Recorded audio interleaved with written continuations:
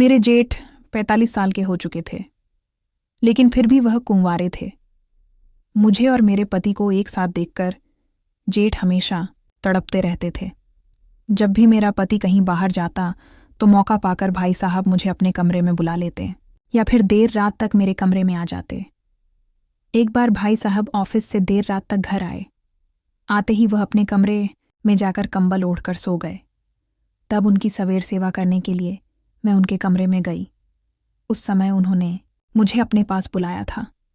जब भाई साहब ने अपने शरीर पर से कंबल हटाया तो सामने का दृश्य देखकर मैं हैरान रह गई, क्योंकि मेरे कमरे में जाने से पहले ही भैया पूरी तैयारी करके लेटे थे। उनके शरीर पर से कंबल हटाते ही मेरी नज़र वहीं ठहर गई। हेलो दोस्तों, स्वागत है आप सभी का हमारी एक और रोमांचक कहानी में। मेरा नाम पूजा है और मेरी शादी को अभी 1 महीना ही हुआ था।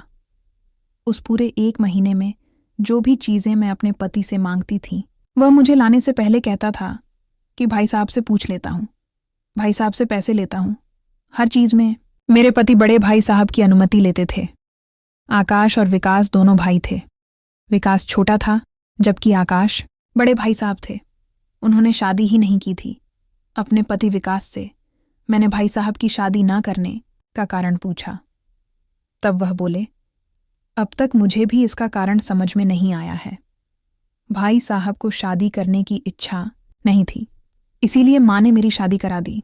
भाई साहब अब 45 साल के हो चुके थे। धीरे धीरे मुझे समझ में आने लगा था कि मेरे ससुराल की पूरी संपत्ति भाई साहब की ही है। उन्होंने खुद अपनी कंपनी स्थापित की थी। मेरा पति अपने भाई की कंपनी में काम करता था। सीधे शब्दों में तो वह भाई की कंपनी संभालता था। हमारा रहने वाला बंगला भी भैया ने ही बनवाया था। घर में दोनों भाई मिलकर रहते थे। सासू माँ तो मुझसे कहती थी कि अब तुम घर में आ ही गई हो, तुम्हें और विकास को साथ देखकर आकाश का भी शादी करने का मन हो जाएगा। कुछ दिन मैंने भी भाई साहब को शादी करने के बारे में समझाया था, लेकिन वह किसी की सुनने को तैयार नहीं थे।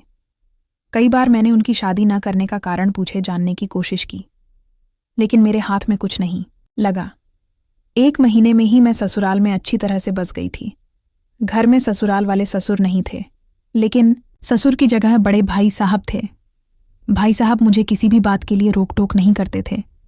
एक बार भाई साहब को थोड़ा सा बुखार हो गया, तब 4 दिन पर इलाज कराते हुए ऑफिस जाते थे। देखते ही देखते सामान्य बुखार मलेरिया में बदल गया। तब तुरंत ही भाई साहब को अस्पताल में भर्ती कराना पड़ा। भाई साहब अब 810 दिन तक अस्पताल में भर्ती रहे। 8-10 दिन को अस्पताल में टिफिन ले लाने ले जाने में ही मैं थक चुकी थी। 10 दिन बाद भाई साहब को अस्पताल से घर लाया गया। अस्पताल के चक्कर में मैं बहुत थक गई थी। घर के काम करने के लिए नौकरानी थी, लेकिन फिर भी घर वालों को मेरे हाथ का खाना ही ज्यादा पसंद था। नौकरानी के हाथ की तो चाय भी नहीं पीते थे। सासू माँ मुझे एक रोटी भी बोलकर नहीं देती थी। उस दिन मैंने सासू माँ से कहा, मेरी माँ मेरी बहुत ही भाग दौड़ हो रही है। घर में कोई विकास के लिए अलग खाना बनाना और भैया के लिए दूसरा फीका खाना बनाना पड़ता है। उसमें आपको भी खाना अलग होता है। अब कुछ दिन भैया घर पर ही आराम करेंगे, तो उनकी एक भाल आप कर लीजिए। तब सासू माँ बोली, पूजा अभी तुम जवान हो, इतनी जल्दी कैसे थक गई? पहले हमारी जॉइंट फैमिली थी। तुम्हारी उम्र में मैंने कितना काम किया है इसका तुम्हें अंदाजा भी नहीं हो सकता। अब बच्चे बड़े हो गए हैं, इसलिए परिवार अलग हो गया है। आज की लड़कियां जॉइंट फैमिली में कैसे रहेंगी? अभी से तुम बूढ़ी सास और जेठ से तंग आ गई हो। तुम्हारे काम में मदद करने के लिए घर के नौकरानी हैं, फिर तुम्हें इतनी थकान क्यों महसूस हो रही है? सिर्फ 2-4 रोटियां तो बनाती हैं, तुम्हें इसमें इतनी परेशानी क्यों हो रही है? जब मैं इस घर में शादी करके आई थी, तब से मैं अपनी सासू माँ को कभी भी रसोई में थोड़े भी चक्कर लगाते हुए नहीं देखी थी। फिर वह बोली, मैं बहुत थक गई हूँ, मुझे कुछ दिनों के लिए अपनी बहन के यहाँ जाना है।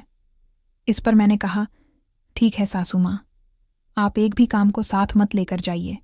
आपको जहाँ जाना है जल्दी जाइए। मेरे कड़वे बोल सुनकर वह बोली, इतना भी जल्दी नहीं है, जब जाऊंगी तो तुम्हें बता दूंगी। पूरे 10 मिनट बाद का भाषण देकर सासू माँ ने आखिरकार सारे काम मेरे ऊपर ही डाल दिए थे। भाई साहब की बीमारी के कारण उनके ऑफिस का बहुत सारा काम विकास को ही संभालना पड़ रहा था, इसीलिए वह रात में देर से ही घर आता था।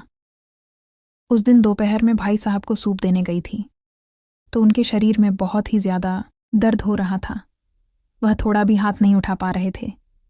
मैंने उन्हें अपने हाथ से वह सूप लाया और सूप पीने के बाद उनका मुंह मैंने अपने साड़ी के पल्लू से साफ किया। जैसे ही मैंने भाई साहब के मुंह के पास से अपनी साड़ी का पल्लू हटाया, वह मुझे एक अलग ही नज़र से देखने लगे। भाई साहब की बीमारी के दौरान दिन भर मैं उनके पास ही बैठी रहती थी, क्योंकि कभी भी कोई भी उन्हें किसी भी चीज़ की ज़रूरत पड़ सकती थी। मैं उन्हें अपने हाथ से ही खाना भी खिलाती थी। भाई साहब ने अपनी तबीयत ठीक ना होने के कारण पूरे हफ्ते भर की छुट्टी ले ली थी। उस हफ्ते के 3 दिन बीत चुके थे। पिछले तीनों दिनों में मैंने भाई साहब की बहुत देखभाल की थी। मेरी वह देखभाल देखकर भाई साहब मुझसे इतने प्रभावित हो गए थे कि 3 दिनों में उन्होंने कहा, मुझे तुम्हें क्या चाहिए बताओ, जो भी तुम्हें चाहिए होगा मैं तुम्हें दिला दूंगा।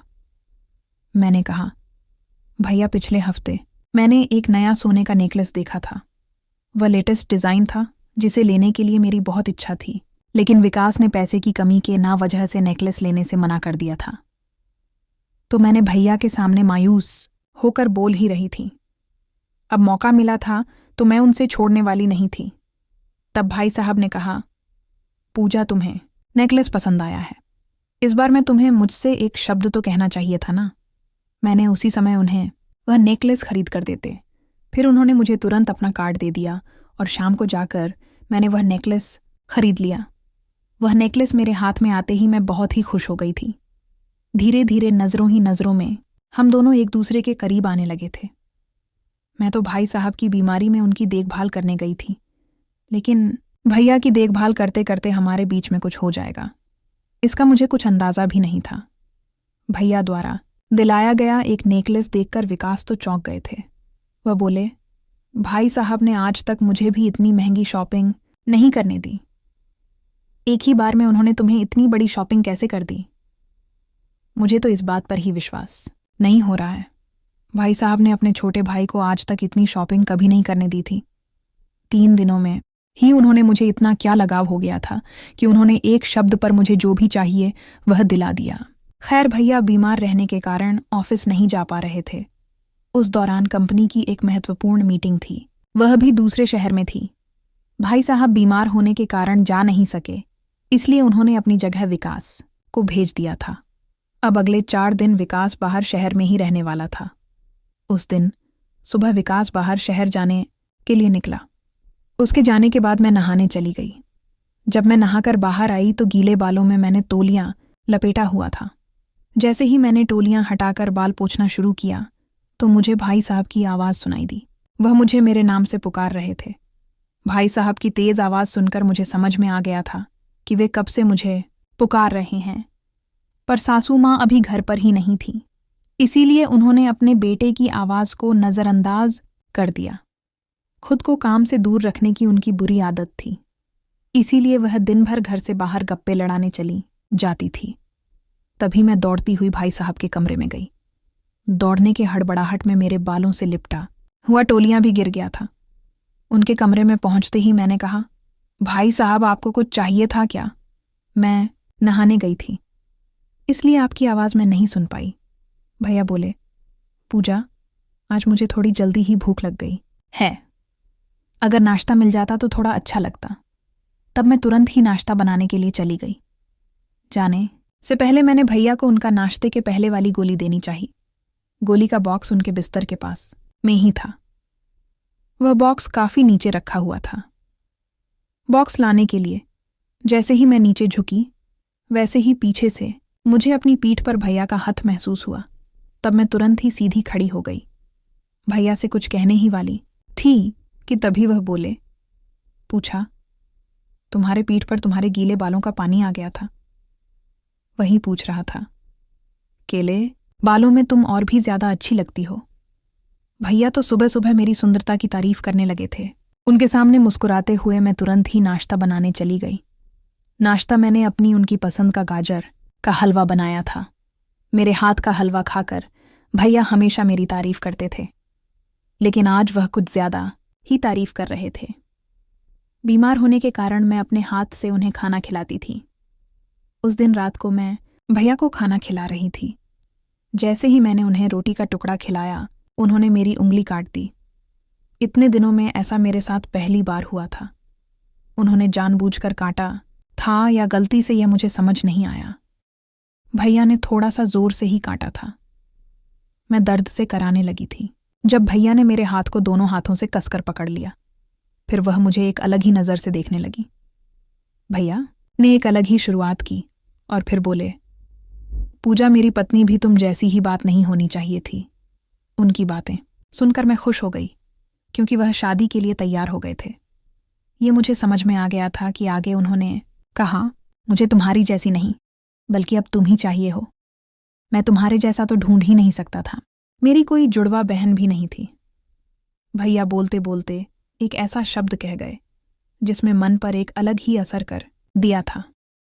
भाई साहब ने कहा था, ऐसा समझ लो कि मुझे पत्नी के रूप में तुम ही चाहिए। यानी भैया का मेरे प्रति नजरिया धीरे धीरे बदल रहा था। उस समय मैंने उनकी बातों पर ध्यान नहीं दिया, लेकिन धीरे धीरे मैं भी उनकी ओर आकर्षित हो रही थी। भैया की बीमारी ने हमें एक दूसरे के करीब आने पर मौका दिया था, क्योंकि इन दिनों भैया ने मेरे सामने ज्यादा ही बातें कर रखी थीं। पहले भी वह मुझसे थोड़ी बहुत बातें कर रहे थे, लेकिन अब तो वह अपने मन की भावनाएं मुझसे व्यक्त करते थे। उन्हें मैं पसंद आने लगी थी, ऐसा मुझे लगने लगा था। देखते ही देखते भैया की छुट्टियों का हफ्ता खत्म हो गया था और मेरे पति विकास भी घर आ गए थे। विकास के घर आने के बाद रात को उसने कहा, भैया ने तुम्हें नेकलेस खरीद कर दिया है और शॉपिंग के लिए अपना कार्ड भी दिया। वह तुम्हारी इतनी सुनते हैं तो तुम भैया से मेरे लिए RS1 लाख की फरमाइश करो ना।